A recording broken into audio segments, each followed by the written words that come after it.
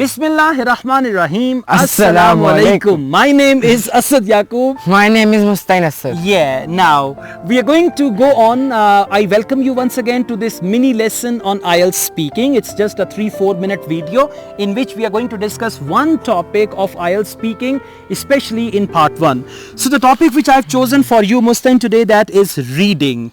My first question is, do you like reading? Yes, I like reading because books are our best friends. I also like reading magazines, newspapers. They also make me aware of what is going around. Okay, your answer is very good, but your intonation is... You should talk loudly, okay? Try to talk loudly. It's not that, in Urdu we use the word rondu. Rondu. You should talk happily, cheerfully and all that, okay?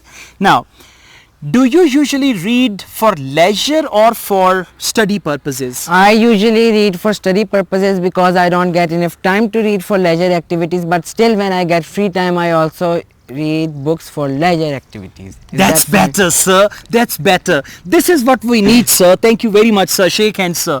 That's good. Because examiner is looking for something like that and my audience is also looking for. Otherwise, Mustain, let me tell you, they will comment that you crammed something and you are answering out of your crammed answers. So you didn't cram anything. Okay, what was your favorite book or story when you were a child? When I was a child, my favorite book was a novel. Its name was Enid Blyton. It was written by Enid Blyton and it contained many different stories. I actually couldn't read that at that time. So that's why my father used to help me in reading that, and he also used to tell me stories. That's why that was my most favorite book. Okay, now this is better, huh? You've decided to talk actively. Do you think it's important that children read regularly?